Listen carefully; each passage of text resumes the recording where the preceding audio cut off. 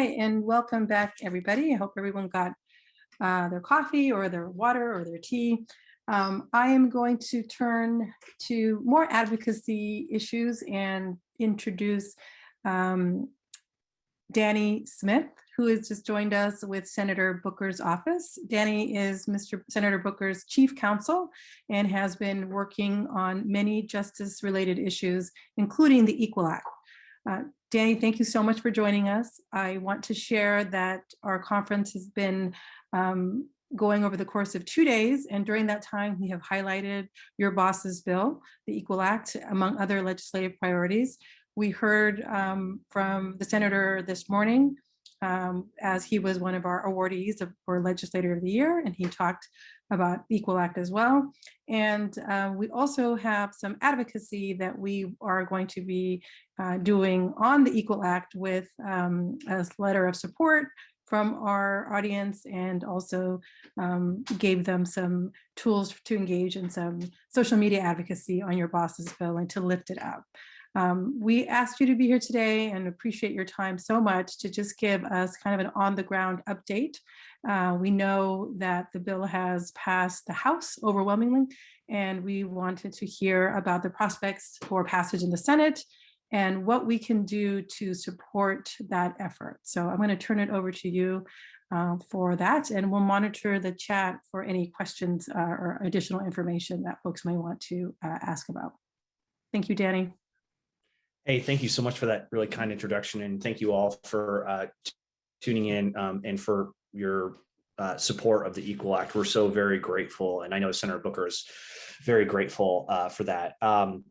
So as Liliana mentioned, we had a fantastic vote in the House, both in committee and by the full body, and now it's up to the Senate to pass it. We continue to make, I think, really good and steady progress, and the momentum is certainly on our side, we believe. We started off introducing the bill, which is Senator Durbin, and we have, gradually gained co-sponsors. And now we have Senators Portman, Paul, Tillis, Leahy, Graham, Ossoff, Murkowski, and Baldwin now on. We are, just to let you know, we are trying to keep the bill relatively even, but between Democrats and Republicans. So we feel confident where we are with our Democratic colleagues, but we continue to do outreach with our friends on the other side of the aisle to continue to gain support. I think we're getting closer with a couple other different offices, namely Senators Cassidy and Moran.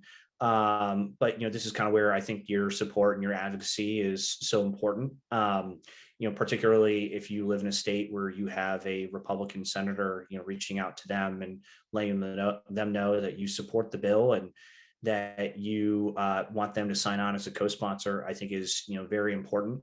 And we will continue to reach out to those offices to try to get their support. And if you guys have any intel on offices that you feel are particularly receptive about signing on, that their bosses mentioned that, she or he is interested in signing on, please let us know, and then we can definitely follow up. Liliana, you should feel free to, give out my email to folks here so that they can reach out to our office if they would like to after. But that's kind of where we're at now. I think things over that period. But we want to try to get this over the finish line as soon as possible, and continue to make very steady progress. With that, I'll take any questions. Thank you, Danny. Can I just ask a couple of questions, and then we'll turn to see if folks have any in the chat. But who are the two senators you mentioned again? Cassidy, and did you say Moran? Yeah, Senators Cassidy and Moran.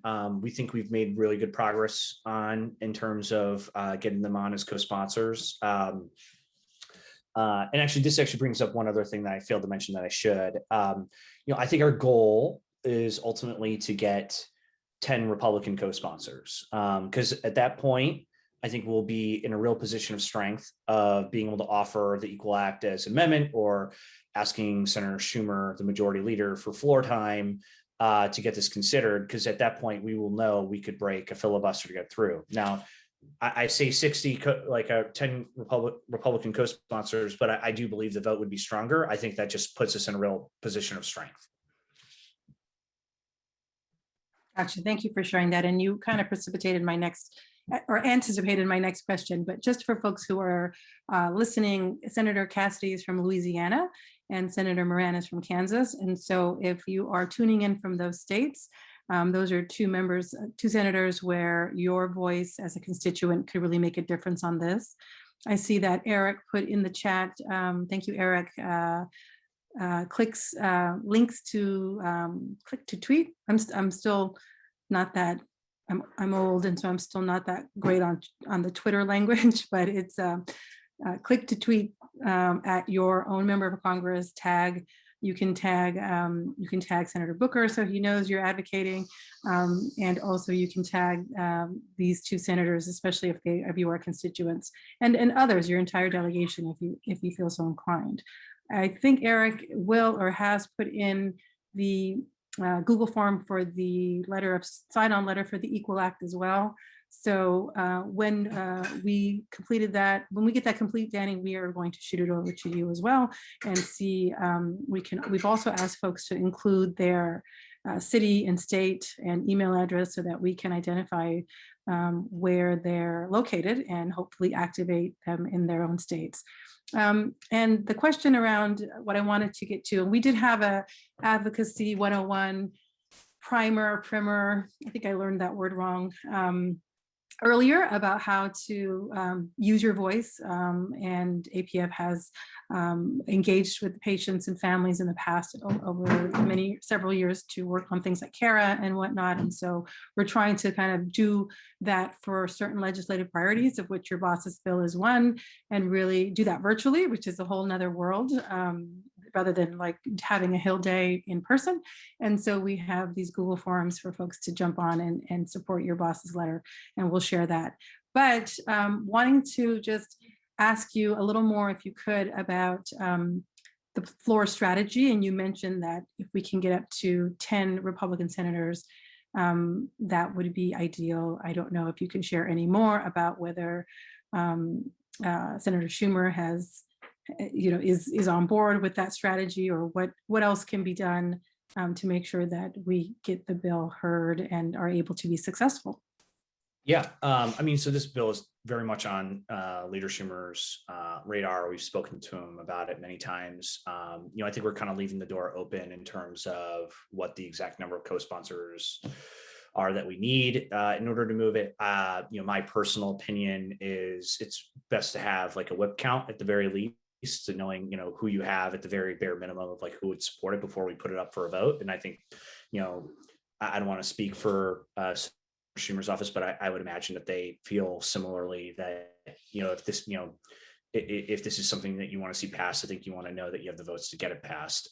So if it's not necessarily the full 10 co-sponsors who would clearly support their own bill, at the very least, I would want to see, what other members who are not co-sponsors, who may have various reasons why they don't want to put their name on the bill, but who would otherwise support it. I'd want to know who they are and make sure that we have those commitments. I think the other thing that we have done is we have filed the Equal Act as an amendment to the National Defense Authorization Act.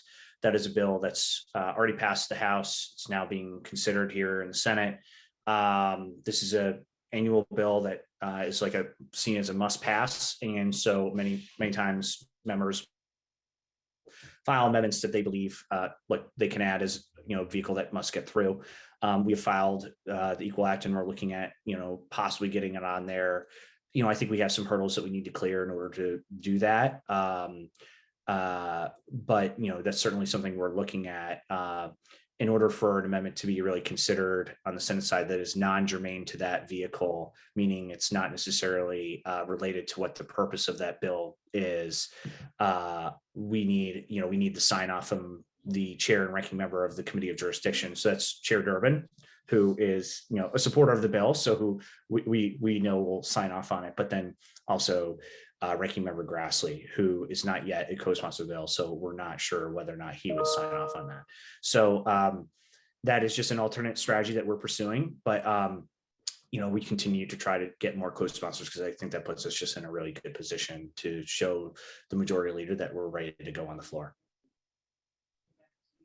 Thank you for that. And thank you for bringing up Ranking Member Grassley, because we may have some folks from Iowa as well joining us. And I want to just, maybe you could talk a little bit about the importance of his support, even if not co-sponsorship, but maybe not opposing. And he hails from Iowa, as I just said. And so I'm going to ask you, Danny, just to talk a little bit about any engagement with the senator to get his support.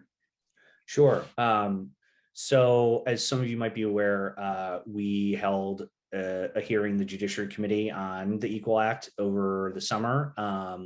And, I think at that hearing, Ranking Member Grassley expressed some concerns with the policy change. I think we feel very, very confident on where we are with what we're proposing, that the science is behind us, that the data is behind us, that, penologically, it makes sense for us to make the ratio between crack and powder cocaine 1-to-1 for sentencing purposes. But, I think, that is an office that has had some concerns. And so we are trying to work through those. The ranking member of the Committee of Jurisdiction, is viewed as a leader on issues that fall under that committee's portfolio. And so a lot of members do look to Grassley for leadership in this space. He was one of the leaders on the First Step Act that passed, and so has a history on criminal justice issues. So other members really do look to him. And so, his leadership, his position on this bill is, definitely important to us. And so if you do hail from the great state of Iowa, I think it's great for you to reach out to him and urge him to, if not co-sponsor, at least support the bill or not oppose it moving. So I think that, he's a very critical member in this calculus. Having said that, I do think, if we get to that magic number 10 of co-sponsors, I think that, will somewhat diminish the concern that we have in terms of what his position is, and that we can move forward. But in the meantime, he continues to be someone that we, check in with continually, and continue to try to push to get behind the bill. Great, thank you.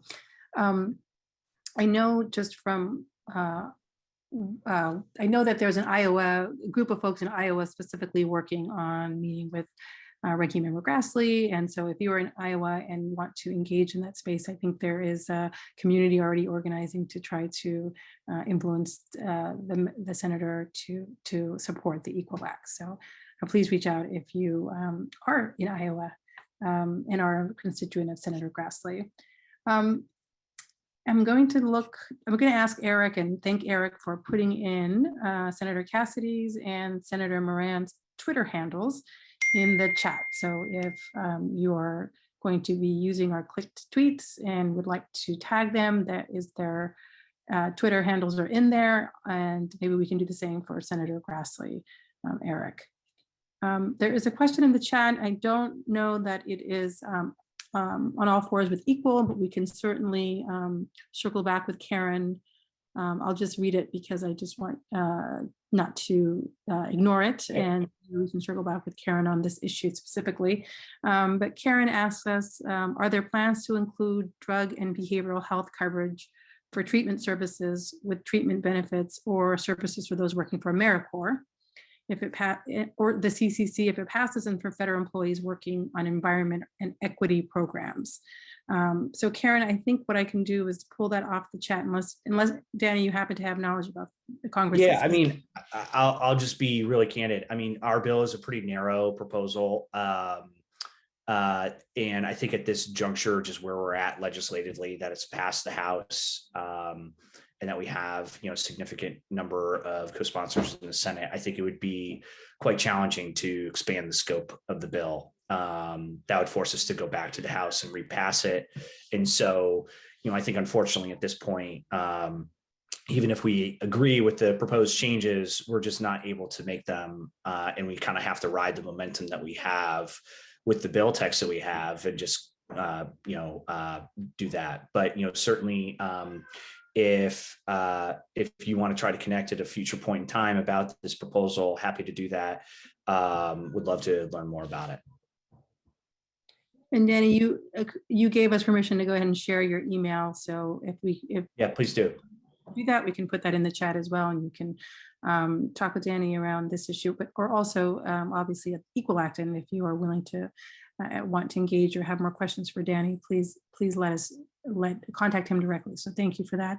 Although I just want to acknowledge that I think you can correct me if I'm wrong, and I hope that this is okay, but I think you're coming in to do this update for us from your paternity leave. And if so, we're really incredibly grateful, because we know that babies are a full-time job. And so I don't know if you're back at work for the senator yet, but let us Yeah, you till then.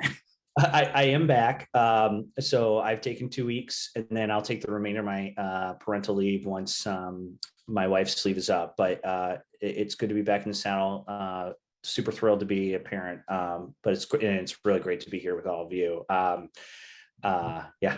Okay, well, I don't see any more questions coming in. We have given folks the sign-on letter, the way to tweet at their members, and also just how to engage in your own state on the issue. And so we wanted to thank you so much, Danny, for giving us this update. And hopefully we will have a nice long letter of support for you from our members and our patients and families that can be helpful. And please don't hesitate to reach out to us if there are other ways that we can help advance this with your boss. We are here as a resource, and we have a deep network that we can activate. And we have been, I think I've shared, trying to lift this issue up with other partners on both sides of the aisle. So please let us know how we can continue to be helpful. Yeah, absolutely. And thank you so much for having us. Super grateful for your support, and please don't underestimate the impact that you all can have like in this process. Democracy is much more than just, voting every 2 years in elections. It really is, something that, requires a lot of attention. And reaching out to your member of Congress, to their staffs, and talking to them about the issues that matter to you, really does make a big impact. And what I'd just say is, particularly with a bill like this, where I think you can anticipate, what some of the objections might be, and like that we have a really strong argument behind us. Really study up on the bill, read about what the points are to rebut those, so that you come prepared in these meetings to talk about why the science is behind us, why the data is behind us, because I think really you have a really strong set of talking points here when you're talking to your member of Congress, to their staffs, about why they should support the Equal Act, why it's time to end this unjust disparity, and why the time is now, while we have this moment where we have like a Democratic president who has voiced his support for this, that we can get this done. So we can't do this without you. Thank you so much, for Liliana, for inviting me, and it's been a real pleasure. Thank you, Danny. Thanks so much again, and thank you for all the work that you do for your boss. I know that Equal Act is just one bill in a large portfolio, so really appreciate it, and we'll be in touch for sure. All right, take care. Okay. Thank you, everybody, for hanging in there with us on a Friday afternoon. We are going to close out our conference with a couple of housekeeping items, and also some thank yous. We are so grateful to all the awardees and the speakers who joined us over the last 2 days. We have jam-packed a lot of information in the course of 2 days. We have had to do it virtually, and we couldn't have done it without you.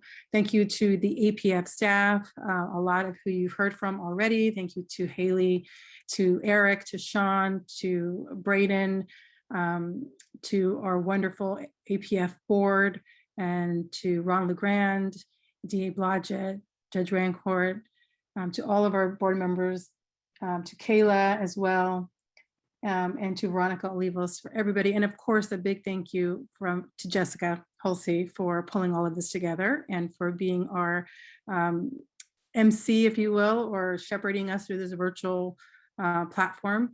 I know that there's some information that Haley just put on the screen about um, certificates for CEU, continuing education units, I believe. Haley, correct me if that's not the right abbreviation. So there's some information about, there will be an email sent out with a lot of information, including how to receive your CEU and how to get more links around advocacy. We have teed up a lot of advocacy and projects that we'd like to continue to work with all of you on, and we will continue to communicate. Thank you for joining us as in what Jess has said earlier was our fourth, I can't believe it, it feels like it's flying by, but our fourth National Leadership Conference. Thank you also to Michelle and Lorraine and all the other people who volunteered their time to speak with you, our speakers, our awardees, and the people, especially all of you who are doing this critical work on the ground. Thank you for joining us, and stay tuned for more from us via email and social media and all the different ways we communicate. Haley, am I forgetting anything to share at this point? Nope, she gives me a thumbs up, so I'll take that as a no. Have a wonderful, wonderful weekend. Please reach out to us. Reach out to us with any questions or requests for more information and things that you didn't get answered in the chat that you'd like to hear more about. Please reach out to us. I think we are all accessible on the APF website, and also emails have been sent around. So again, have a wonderful weekend, and we will be connected in the next several, stay connected, I should say, in the next several weeks on these issues that we've taken up. Thank you.